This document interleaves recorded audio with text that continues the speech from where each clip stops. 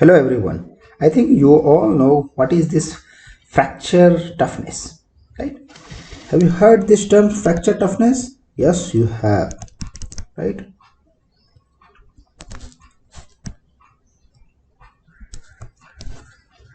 Okay guys, so how do we calculate this fracture toughness?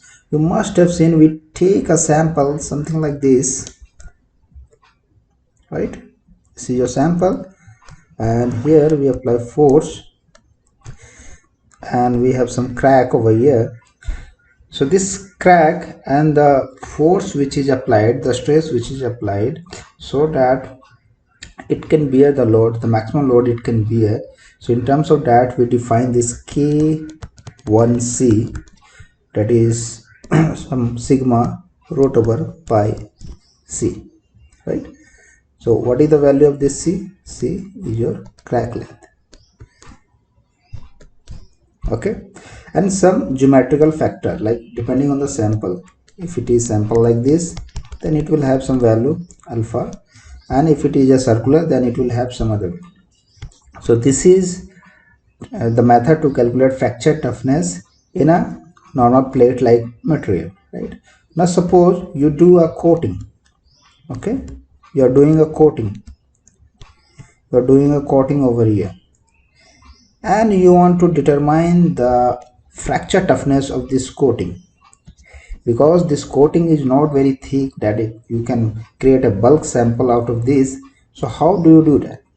So to do that, we have a formula, and this formula comes from a method that is known as indentation based fracture fracture toughness, right? And the proper name of this is Palmqvist Crack method. Okay, so what happens, just I told you now that there is a coating over here, and what we do, with the help of Vickers, we make a dent. Like we take the hardness, so we make a dent over here. And since this is the coating and this is a brittle coating or very hard coating, because in any material whatever we do in terms of wear application or high temperature, we want this coating to be somewhat hard, because it will minimize the wear. So when we do the Vickers testing under some high load, like 1 kg, 2 kg, like this.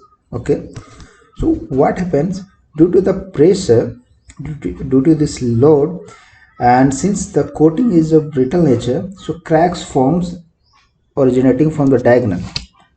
Okay, if you see the corner, so cracks originate, so it looks somewhat like this, right? Now suppose this is your sample, then this direction will be your longitudinal. Suppose, means any one direction can be longitudinal, and this is your transverse, right?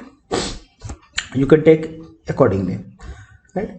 So this is the value of this crack length. This is 2c, means twice of this crack length. Okay, because crack length is taken starting from one point. Okay, like suppose you take the center to the extension in one direction, right? Since to make it easy for this measurement, what we do, we measure the both end, like A and B, because you will have to find every time what is the center of this. Okay, so to avoid this problem, we just measure this A and B, and next thing what we do, this value is equal to your 2c, right? So that we divide by 2, so we get this c. Okay, so this is the crack length. Okay, this is thing we have found. Now if you see this formula, that is Kc is equal to 0.025 E upon H. E is your elastic modulus. So for this coating you need to have the property of elastic modulus. Then H is your hardness.